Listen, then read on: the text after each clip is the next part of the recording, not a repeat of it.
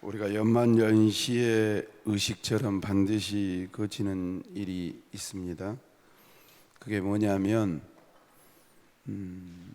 새롭게 각오하고 결심하려고 하는 것입니다. 새해를 맞으면서 여러분들은 어떤 모습으로라도 자기와의 약속을 하고 그것을 지키겠다고 다짐하죠. 그래서 우리도 교회에서 내년에 내가 꼭 이루어졌으면 좋겠다 하는 기도의 제목 5가지를 적어서 하나님 앞에 연보와 더불어서 예배드리면서 바치자라고 광고하기도 합니다. 그런데 결심하고 다짐할 때 그냥 하지를 않지요. 반드시 그것보다 먼저 하는 것이 있는데 그것이 무엇이냐면 정리하는 것부터 하려고 합니다. 묵은 애를 정리해야만, 그리고 묵은 일들을 정리해야만 새해고 새일이고 의미가 있는 것입니다. 오늘 본문 우리가 읽지 않았지만 19절과 20절 말씀을 보면 내 사랑하는 형제들아 너희가 알지니, 야고보 사도가 초대교인들에게 말씀하시기를 사람마다 듣기는 속히 하고 말하기는 더디하며 성내기도 더디하라 라고 가르치고 있습니다. 따라합시다. 듣기는 크게요. 듣기는 뭐하고? 속히 하고, 뭐하기는? 말하기는 더디하며 또 성내는 것도 더디하라 라고 말씀하시면서 20절 말씀을 보니까 사람이 성내는 것이 하나님의 의를 이루지 못한다 라고 말씀하십니다. 그러면서 21절 우리가 읽은 말씀처럼 그러므로 하나님의 의를 이루지 못함으로 그렇게 시작을 하지요. 그러니까 2019년을 우리가 살았고 또 2020년을 준비를 하는데 새로운 것만 자꾸 각오를 하고 2019년에 못된 것, 안 된 것, 더러운 것은 그대로 품고 간다면 엄밀하게 보면 더러운 쓰레기장에다가 회를 한 번 더 칠해서 이쁘게 이미테이션으로 이게 포장해 놓은 것이시지 않냐 이 말입니다. 정리를 해야지요. 묵은 애를 정리해야만, 그리고 묵은 일을 정리해야만 새해도 새 일도 의미가 있지 않겠습니까? 그래서 정리하는데 관계도 있을 수가 있고요. 혹시라도 이게 틀어지고 꼬여진 성도들이 있다면 오늘 내일 사이로 어떤 방법을 통해서 이렇게 풀어야 됩니다. 2019년에도 막 성리를 하고 이거 얼굴도 안 보고 저도 숙제가 있을 수 있어요. 풀어내야 됩니다. 그리고 새해를 맞이해야지요. 또 아니면 일도 그러지요. 혹시 하나님 앞에 약속한 것이 있는데 갚지 못했다면 그런 부분들도 처리해야지요. 또 혹시 사람에게 돈을 빌린 부분이 있다면 다는 못 갚더라도 얼마라도 드리고 죄송하게 됐다고 조금이라도 풀어야지요. 아니면 보이지 않는 것도 정리하고 또 우리가 늘 사용하는 그런 부분도 정리하는 습관들이 있어야 되지 않겠습니까? 예를 들면 책장이라든지 수납장이라든지 창고라든지 방이라든지 그런 것들, 정말 분위기를 새롭게 하기 위해서 그런 것들을 손보지 않습니까? 그런데 보통 정리한다 그러면 여러분들은 어떻게 하십니까? 정리하면 그냥 집에다가 뭔 새로운 것을 사는 것이 정리입니까? 아니면 집에 있는 거 버리는 것이 정리라고 생각하십니까? 여러분들이 대답 안 하셔도 아마 저나 동일하게 공감할 겁니다. 집은 깨끗하게 치우지는 안 해놓고 새 것만 막 사다 놓으면 더 지저분하게 보입니다. 그렇습니다. 정리한다는 것은 단순히 버리는 것이라고 해도 과언이 아닙니다. 그렇게 보면 새로운 시작은 어떻게 하면 불필요한 것을 잘 버릴 수 있을까에 달려있는 셈이라고 생각합니다. 오늘 저와 여러분들이 오늘 본문 말씀을 가지고 이 말씀을 좀 나누려고 하는데 한 절이지요. 같이 한번 21절 읽겠습니다. 야고보서 1장 21절 화면 보시죠. 시작. 그러므로 모든 더러운 것과 넘치는 악을 내버리고 너희 영혼을 능히 구원할 바 마음에 심어진 말씀을 온유함으로 받으라. 화면 그대로 띄워놓으십시오. 지금 우리가 읽은 개역 개정판은 이렇게 나와 있는데 제가 쉬운 성경을 이렇게 궁금해서 찾아봤더니 뭐라고 했냐면 그대로 눈으로 보시면서 비교해 보시길 바랍니다. 그러므로 더러움과 넘치는 악을 모두 버리고 온유한 마음으로 여러분 속에 심어주신 말씀을 받아들여야 합니다. 그 말씀에는 여러분의 영혼을 구원할 능력이 있습니다 라고 쉬운 성경에는 기록해 놨습니다. 그러니까 핵심이 두 가지인 것 같아요. 무엇이냐? 첫 번째는 버리는 거고 두 번째는 받아들이는 겁니다. 항상 그렇지만 우리가 성경을 읽으면 이제 화면 넘기셔도 돼요. 성경을 읽으면 명사도 중요하고 또 형용사도 중요하는데 더 중요한 단어는 무엇이냐면 동사입니다. 왜 그러냐면 어떻든 결과가 일어나는 것은 뭔가 동작이 움직여질 때 이게 변화가 나타날 때 역사가 나타나기 때문에 그렇습니다. 오늘 말씀도 마찬가지라고 생각합니다. 모든 더러움과 넘치는 악을 다 버리고 말씀을 받아들여라. 그럼 어디부터 청소해야 되냐면 내 심령부터, 내 생각부터, 내 언행 심사부터 정리부터 해야 되는 겁니다. 그러면 우리의 영혼을 구원을 얻게 된다라고 성경은 기록하고 있습니다. 그러니까 여기서도 핵심은 뭐냐면 버리는 겁니다. 버리는 것. 만약 버리지 아니하면 절대로 좋은 결과를 기대할 수 없다라는 뜻입니다. 이게 참 어려운 부분이고 또 과단성이 있어야 되는 부분이고 결단해야 될 부분입니다만 그러면 무엇을 버릴까요? 첫 번째, 다음 다 같이 읽어봅시다. 시작. 더러움과 넘치는 악을 버려야 합니다. 우리 공동체가 됐든지 가정이 됐든지 개인이 됐든지 내 육신이 됐든지 내 영혼이 됐든지 넘쳐나는 악을 버려야 되는 것입니다. 이 말씀 준비하니까 자동적으로 어디가 생각나냐면 로마서 1장 말씀으로 내 마음이 끌렸습니다. 로마서 1장 18절로 32절 말씀을 보니까 하나님의 진노가, 그러니까 하나님의 진노하시는 것이 나타나는데 분명히 하나님은 진노하신 하나님입니다. 동의하시면 아멘 하십시다. 하나님은 진노하십니다. 불의로 진리를 막는 사람들의 모든 경건치 않는 것에서 하나님의 진노가 나타난 겁니다. 불의하는 것을 가지고 진리를 막는 사람의 모든 경건치 않는 것에 하나님의 진노가 나타납니다.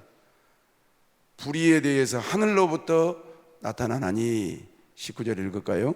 다 같이 시작. 이는 하나님을 알 만한 것이 그들 속에 보임이라.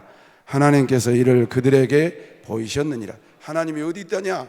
하나님은 없다 그렇게 생각할지 몰라도 하나님은 일반 계시와 특별 계시를 통해서 하나님의 살아계심을 믿는 자들과 믿지 않는 자들에게 다 볼 수 있도록 깨달을 수 있도록 동일하게 주었다라고 성경은 기록하고 있습니다. 그러니까 하나님의 진노는 불의를 가지고 하나님의 진리를 막는 자들에게 나타나고 또 그들에게 기회를 주시는 하나님이라는 것을 알려주고 있는 말씀입니다. 다음 절 보시죠. 시작. 창세로부터 그의 보이지 아니하는 것들 곧 그의 영원하신 능력과 신성이 그가 만드신 만물에 분명히 보여 알려졌나니 그러므로 그들이 핑계하지 못하. 설명해 주는 거지요. 21절. 하나님을 알되 하나님을 뻔히 아는데 창조주 하나님이시고 구원주 하나님이시고 주인 되신 하나님을 영원롭게 하지 않는 것을 하나님은 진노하신다라고 말씀하고 있습니다. 감사도 안 합니다. 오히려 그 생각이 허망하여져서 미련한 데다가 자기 마음을 의도적으로 두는 사람. 다음 보시겠습니다. 스스로 지혜 있다 하나 하나님 보실 때는 어리석은 사람이요. 다음. 썩어지지 아니하는 하나님의 영광을 썩어질 사람의 새와 짐승과 기어다니는 동물의 모양 우상으로 바꾼 사람에게 하나님의 진노가 나타난다고 그랬습니다. 다음 보시죠. 다 같이 읽읍시다. 시작. 그러므로 하나님께서 그들을 마음의 정욕대로 더러움에 내어 버려두사 그들의 몸을 서로 욕되게 하셨으니, 계속이요. 이는 그것이 하나님의 진리를 거짓 것으로 바꾸어 성김이라 주는 곧 영원히 찬송할 이시로다. 아멘. 됐습니다. 쉽게 말하면 창조주 하나님이 되시고 주인 되신 하나님의 창조 섭리와 창조 경륜 속에 인정하지 아니하고 우상 숭배하고 하나님의 목적대로 살지 않는 것에 대한 것을 하나님은 다루신다라고 말씀하고 있습니다. 성도 여러분, 제가 언제 광천 터미널에 있는 영풍문고 가서 이렇게 책을 뒤적뒤적 했는데 제 손에 표지가 잡힌 책이 뭐냐면 인생이 빛나는 정리의 마법이라는 책을 이렇게 집어들었습니다. 그렇게 두껍지도 않고 글씨도 많지 않아서 뽑았는데, 누가 적었냐면 일본의 곤도 마리에라는 여성분이 썼어요. 한마디로 이분은 뭔 주장을 했냐면 정리만 잘해도 인생에게는 길이 있다. 이분은 어떻게 정의해 놨냐면 정리하는 것을 인생관의 문제라고까지 조금 확대해서 그래 놓은 것을 보았습니다. 그 사람이 무엇을 정리하느냐, 어떻게 정리하느냐. 왜냐하면 한 사람이 뭔가를 소유하는 방식은 곧 삶의 가치관이 배어있기 때문에 그런다는 겁니다. 나아가서 무엇을 찾고 있느냐는 어떻게 사느냐와 같다고까지 말하는 것을 제가 이게 보았습니다. 그래서 이분은 자기가 가지고 있는 물건을 버릴까 말까 결정하는데 굉장히 실제적이고 독특한 방법을 제안하는 것을 보았습니다. 이렇게 하라는 거예요. 일단 이런답니다. 이것을 버릴 것인가 말 것인가 라고 결정할 때 그 물건이라 합시다. 물건이 있으면 자기 손을 딱 들어가지고 자기 마음을 들여본다라고 기록해 놨더군요. 그리고 그 물건이 자기 마음을 설레게 하는지 어떤지를 살핀다는 거예요. 만약에 설렘이 없으면 그분은 과감하게 버린다는 거예요. 즉 손에 들었는데 손 안에 잡히는 물건이 있는데 그 물건 앞에 들고 내 마음을 움직이는 것이 없다. 그러면 쓸모없는 것이라고 버린다는 거죠. 근데 이걸 아무나 적용하면 안 돼요. 예를 들어서 우리 남편을, 또 설교 듣고 우리 남편을 생각해 보고 이게 잘 고민해 보니까 나하고 한 20 몇 년 살았는데 지금 설레임이 없다. 그래서 남편을 버린다. 그러면 복잡합니다. 이게 그런 건 안 돼요. 그런데 아무나 적용하면 안 되고, 이 굉장히 감성적인 것 같지만 실은 이것보다 더 좋은 버리는 방법이 없는 것 같아요. 왜 그러냐? 두 번째로, 그럼 왜 사람들은 못 버리고 정리하는가? 여러분 화면 좀 띄워주세요. 2번. 그러면 왜 우리는 버리지 못하는 걸까? 다음 다 같이 읽어봅시다. 첫째, 시작. 과거에 대한 집착 때문에. 둘째, 미래에 대한. 이거 더 쉽게 말하면 버리자니 아깝고 안 버리자니 이게 아쉽고, 어떤 물건을 보면 과거에 이거 이렇게 썼는데 아이고 버리기 아까운데 그런 거지요. 그것 때문에 못 버리는 거예요. 또 어떤 이걸 두면 언젠가 요긴하게 좀 쓸 것 같은데, 여러분 저도 지금 교회 살림살이 합니다만 그런 게 세버려요. 어제도 우리 남존도에서 저한테 왔어요. 육중에 서재를 정리하다 보니까 원로 목사님이 쓰셨던 책이 있고 또 제가 쓴 책이 있고 가지고 있는 책이 있고 또 사서 본 책이 있다 보니까 이제는 막 쌓여요, 책이. 근데 막 어른이 다 보셨을 책인데, 손태 묻은 책인데 버리기도 그렇고. 거기 봤더니 여러분 젊은 친구들은 모르걸요? 사상계를 아십니까? 자, 어른들 사상계를 아시는 분들만 아멘 해보십시오. 왜 이런 반응이지? 옛날에 한 60년대, 70년대에 사상계라고 하는 그런 이 정치적인 것, 뭐 그런 것을 써놓은 그런 것까지 있어요. 버리기가 아까운 거예요. 그래서 제가 부교육자님들하고 이게 서재를 정리하는데 다 묶어라. 그래서 7층 소고에다 다 올려라. 남으면 요 계단이라도 놔둬라. 못 버리는 거예요. 못 버리는 거예요. 그 세월이 벌써 10년 가까이가 돼버렸어요. 여러분, 볼 수 있겠습니까? 못 보겠습니까? 다시요. 볼 수 있겠습니까? 못 보겠습니까? 못 보겠지요. 근데 이제 어떤 분이 저한테 찾아와서, 목사님, 책이 그렇게 많은데 그 묶어진 책을 어찌실랍니까? 그래서 나도 이제 나하고도 세대가 좀 차이가 나고 버리기가 아까워서 묶어놨는데 거의 10년 가까이를 한 번도 못했습니다 라고 이야기했더니 버려볼랍니다. 그런데 방금 이게 버리기가 아까운 거예요. 또 괜히 놔두면 한번 써먹고 싶은, 쓸 수 있을 것 같은 생각이 드는 거예요. 여러분, 그것만 그런 줄 아십니까? 우리 성가대에 그 피쓰고 우리 1층 통로에 이렇게 서랍장처럼 있었잖아요.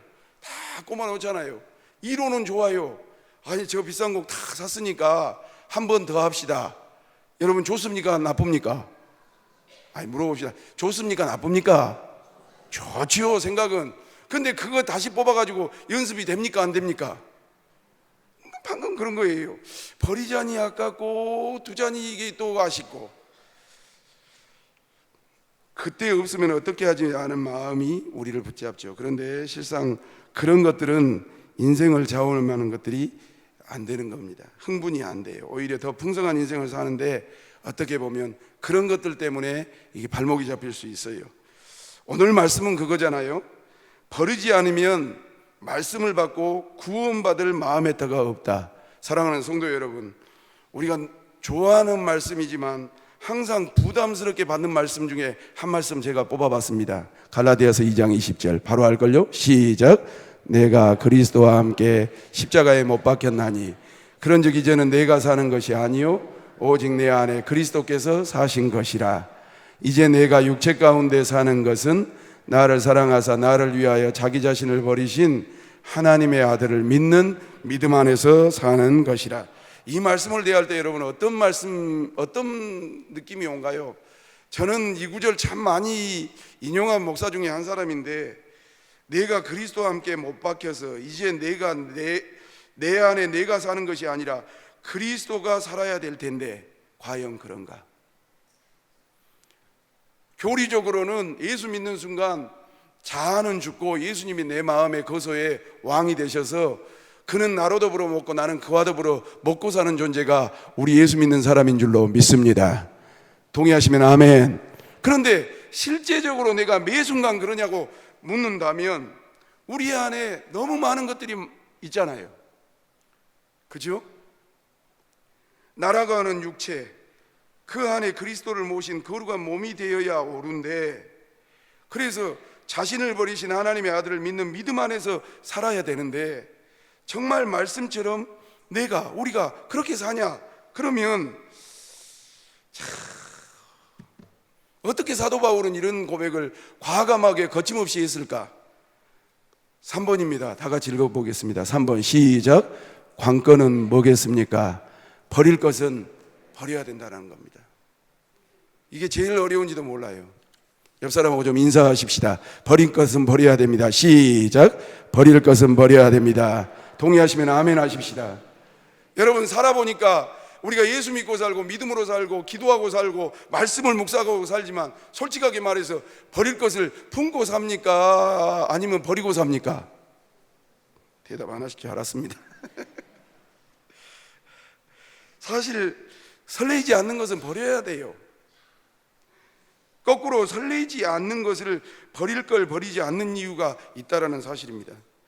저도 말씀 준비하면서 나를 설레게 하는 것은 무엇일까 생각해 보았습니다. 여러분들을 설레게 하는 것이 무엇인가 한번 생각해 보십시오. 돈, 쳐. 저 봐보십시오. 5만 원짜리가 이렇게 다발로 있다고 생각할 때 깔깔한데 촥 신다고 생각해 보십시오.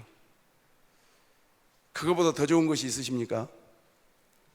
나는 힘들지만 아직까지는 그래도 주의 일하는 것이 설레입니다. 할렐루야. 여러분들 안에 그런 살아있는 영성이 계속 주님 앞에 설 때까지 있으시기를 주님의 이름으로 축원합니다. 나이가 들어서 병 들어서 여러분들이 거동을 잘 못하신다 할지라도 교회 가고자 한다면 여러분들이 가야 된다라는 그러한 설레임과 여러분들을 끄는 힘이 끊이지 않는 영적인 장자권을 소유하시기를 예수님의 이름으로 축원합니다. 주일날이다. 그럼 내가 주님 앞에 간다. 그런 설레임이 있어야지요. 또 새벽기도 힘들지요. 어떨 때는 빠질 때도 있지요. 그러나 내가 내 몸을 끌어다가 하나님 앞에 내어놓으면 또 하나님께서 나에게 주시는 그런 감동과 또 하나님의 교제가 있을 것을 생각하면 설레임이 있다라는 생각을 갖습니다. 또 새벽기도 마치고 6층에 올라가서 성경을 펴놓고 설교 준비하고 있을 때 고단하거든요. 오늘도 실은 어제 이제 일정이 있어가지고 좀 피곤했던지 또 초상이 나서 화순전대를 갔다 와서 피곤했던지 이제 송구영신 예배만 생각했는데 생각해보니까 송구영신 예배 끝나고 바로 수요일이 또 돌아와요. 수요일 지나고 나면 목요일날 바로 주보를 만들어야 돼요. 아이고 이럴 때가 아니구나. 다음 주 주일날 설교 초안도 좀 잡아놔야 되겠구나. 그냥 사람이 좀 여백이 있어야 되잖아요.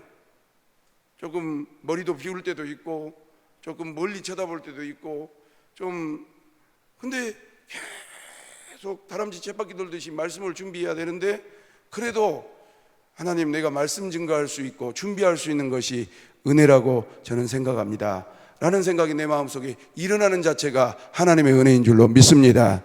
사랑하는 성도 여러분, 구역장이 그래야지요. 교사가 그래야지요. 또 성가대에 책임 맡으신 분들이나 대원들이 그래야지요. 왜?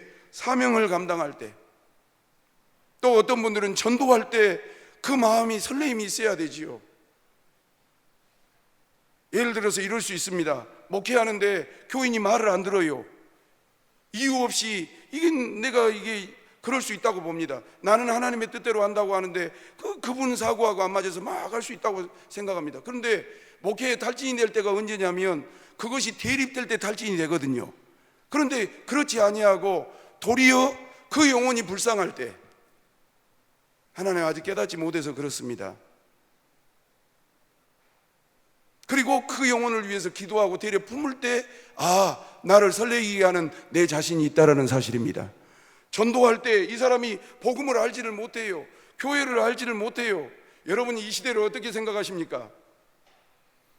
여러분 이 시대를 어떻게 생각하십니까? 우리 조국 대한민국에서 일어나고 있는 정치, 경제, 부동산, 우리 자녀들의 학교 문제 어떻게 생각하십니까? 저도 막 지긋지긋합니다. 뉴스 보기가 싫을 만큼.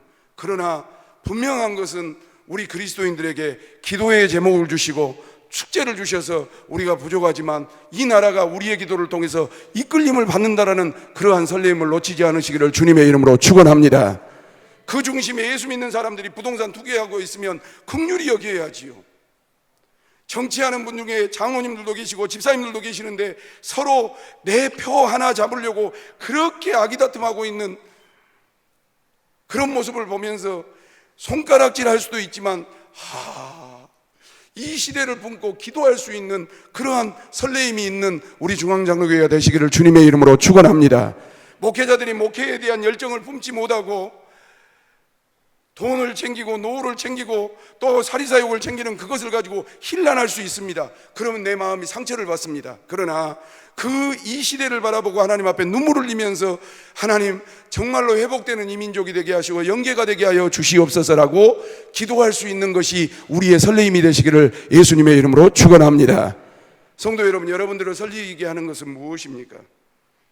말씀이어야 되고 기도해야 되고 성령의 강권적인 역사해야 되고 그리고 그 말씀들을 내 마음에 새겨서 정말로 하나님의 말씀대로 내가 변화되어져 가고 있다면 그것이 나에게, 우리 그리스도인들에게 설레임이 되지 않겠습니까? 아마도 여러분들께서도 설레는 일을 열심히 하실 겁니다. 그런데 함정이 있습니다. 설레는 물건, 설레는 일이 아니면 모두 버려라. 그럴 때 무조건 다 버리는 큰일 납니다. 설레는 일에 설레지 않는데 우리의 마음에는 게으름이라는 것도 있을 수 있습니다. 주께서 명령하셔요.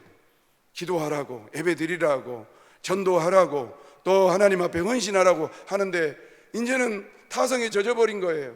하나님,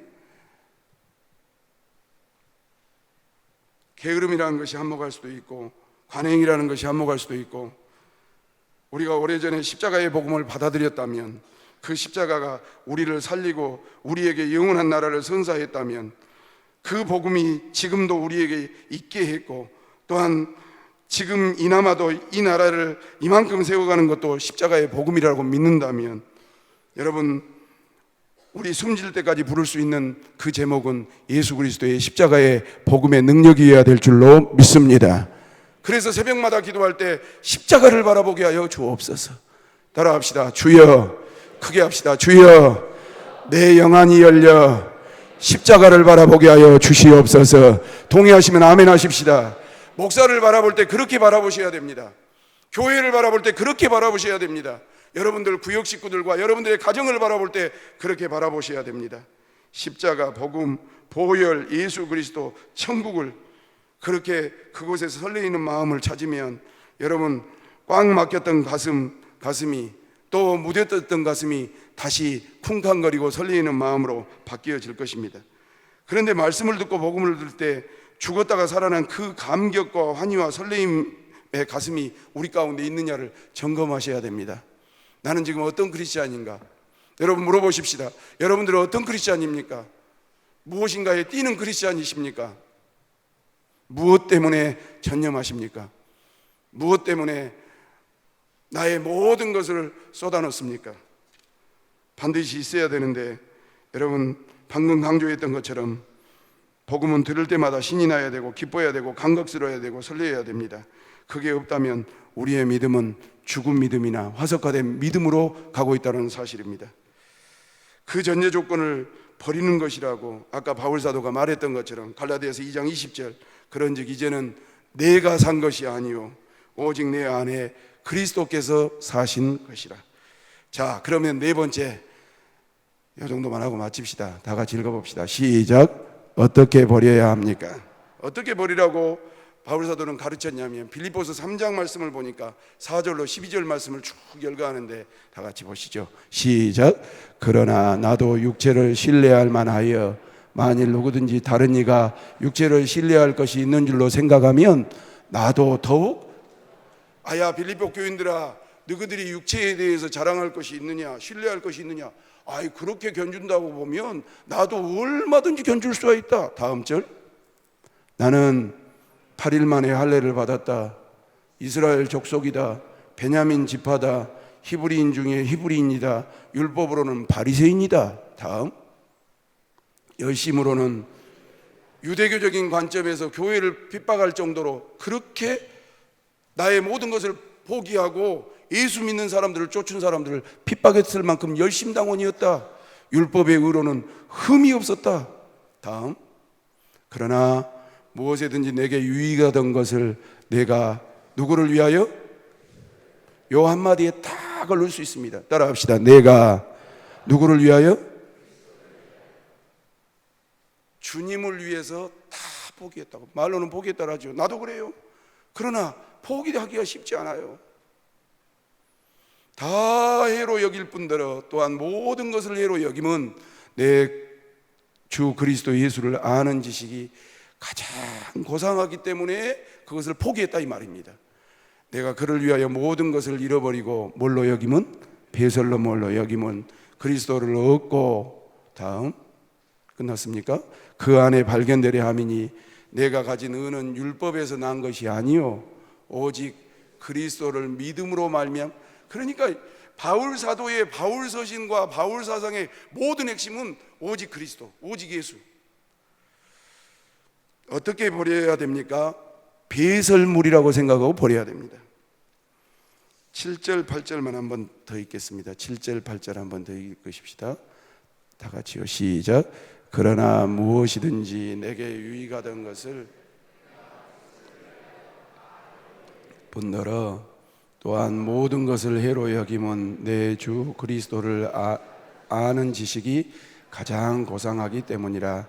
내가 그를 위하여 모든 것을 잃어버리고 배설물로 여김은 그리스도를 얻으려고. 여러분, 무엇이든지 내게 유익하던 것을 내가 그리스도를 위해서 다 해로 여길 뿐더러 또한 모든 것을 해로 여김은 내 주 그리스도 예수를 아는 지식이 가장 고상하고, 또 내가 그를 위해서 모든 것을 잃어버리고 배설물로 여김은, 그러니까 머릿속에 든 세상 지식도 배설물로 여기고 그의 가문도 배설물로 여기고 그에게 소유된 모든 부와 권세도 배설물로 여기고, 즉 문자 속에 박혀서 박제화된 믿음이 아니라 오직 그리스도를 믿음으로 말미암은 것이니 곧 믿음은 하나님께로부터 난 의라고 바울 사도는 가르치고 있습니다. 거꾸로 다시 돌아와 봅시다. 성도 여러분, 잘 살고 있어요. 어떤 분이 잘 살고 있어요. 제가 조금 의역할게요. 기름진 옥토에서 매년 풍년이 와요. 아무것도 부족한 것이 없어요. 그런데 하나님께서 그 땅에 불심판을 내릴 테니까 돌아보지 말고 머무르지도 말고 산으로 도망가라고 그래요. 매년 수입이 꼬박꼬박 풍성하게 들어와요. 나 사는데 전혀 부족함이 없어요. 그리고 걸림도 없어요. 딱 한 가지 조금 걸린 것이 있다면 타락한 도성이라는 것밖에, 내가 살고 있는 이 동네가 타락한 도성이라는 것밖에 걸린 것이 없이 내 사는 것은 전혀 불평함이 없어요. 하나님께서 아브라함의 조카였던 노색에 천사를 보내서 빨리 버리라고, 그 성을 버리라고, 뒤를 돌아보지 말라고. 여러분 아시는 것처럼 노세 아내가 어떻게 했습니까? 하나님이 도망가서 생명을 보존하고 명령하셨지만 그 시로 모든 것을 다 버려야 되는데 마음에 땡기는 것이 있었으니, 나에게 집착되는 것이 있었으니 그것이 너무 그 모든 것을 다 당길 만큼 큰 힘을 가져서 돌아봐서 여러분 아시는 것처럼 소금기둥이 되었던 것을 우리가 알면서, 사랑하는 성도 여러분, 2019년을 보내면서 설교만 하지 않았으면 좋겠다라는 생각을 갖고, 저도 내 안에 무엇이 있습니까? 한두 가지 정도는 우리가 이 나이 먹었으니까 다 알 것 같은데, 주의 말씀과 주의 보혈과 성령의 능력으로 이 밤에 포청천이 작두로 썰어버렸던 것처럼 끊어버리시기를 주님의 이름으로 축원합니다. 그리고 새 부대에다가 새 술을 담는 것처럼 할 수 있는 범위 안에 최선을 다하십시다. 관계가 맺혀 있습니까? 푸십시오. 혹시라도 돈 빌리셨습니까? 그러면 다 못 갚더라도 조금이라도 갚으십시오. 하나님 앞에 약속한 것이 있었는데 그걸 못 하셨습니까? 그렇다면 회개하십시오. 그리고 하나님 앞에 할 수 있는 범위 안에서 다시 시작하겠다고 하십시오. 오늘 말씀처럼 19절 말씀을 보니까 너희가 알지니 사람마다 듣기는 속히 하고 말하기는 더디하며 성낸 것이 있습니까? 나도 많습니다. 목회하면서. 여러분이 더 잘하시잖아요. 사람이 성내는 것이 하나님의 의를 이루지 못한다고 그랬는데, 그런 것들이 있다면 주의 보혈 앞에 잠잠히 나아가서 주여 십자가에 열리신 그 보혈로 내 입술과 내 심령과 내 영혼을 정결케 하여 주시옵소서 라고 깨끗함을 가지고 첫 시간, 그래서 제가 성찬식을 하기로 결정을 한 겁니다. 주의 보혈과 주의 살을 받으면서, 하나님 정말 형식적이고, 성찬식 한두 번 합니까? 그거 말고 칼빈이 말했던 것처럼 떡과 포도주를 먹을 때 우리의 몸에 적은 액체와 적은 고체가 들어가지만 성령님이 역사해 주셔서 나의 우둔해진 영성을 밝혀 주시옵시고, 나의 악한 것을 녹여 주시옵시고, 나의 잃어버렸던 처음 사랑을 회복해 하여 주셔서 우리 교회가 2020년에는 버려버리고 새 것을 덧입는 우리 교회 되게 하여 주시옵소서. 하나님의 권능이 덮치는 이 재단이 되게 하여 주시옵소서. 내가 생각했던 교회가 아니고, 보십시오, 내가 생각했던 교회가 아니고, 내가 생각했던, 우리가 생각하는 그런 문화의 재단이 아니라 정말 우리 생각의 이상의 하나님의 역사가 나타나는 교회가 되게 하여 주옵소서. 그렇게 사모하면서 송구영신 예배를 준비하고 마무리를 잘할 수 있는 우리 모두가 될 수 있기를 주 예수님의 이름으로 축원합니다. 기도하겠습니다. 하나님 아버지, 오늘도 말씀 주셔서 감사합니다. 설교는 준비하면서 또 전하면서 하나님 최선을 다했으나 이 말씀을 듣고 실천하고 적용하고 내 자신을 꺾고 죽이고 배설물로 생각하고 하나님 씻어버리기가 너무 어려운 것을 인정합니다. 하나님, 이대로 갈 수 없사오니 결단하게 하시고 씻어내게 하시고 예수의 복음으로 십자가의 능력으로 승리하는 우리 교회가 되게 하여 주옵소서. 그렇게 새로워지는 교회가 될 수 있도록 내가 되고 가정이 되고 사업장이 되고 학교 생활이 되고 하나님 나의 영혼과 육체가 될 수 있도록 주님 덧입혀 주옵소서. 그렇게 2020년을 맞이하기를 소망하는 모든 성도들에게 하나님의 권능이 임하시기를 간절히 원하옵고 예수님 거룩하신 이름으로 기도 올리옵나이다. 아멘.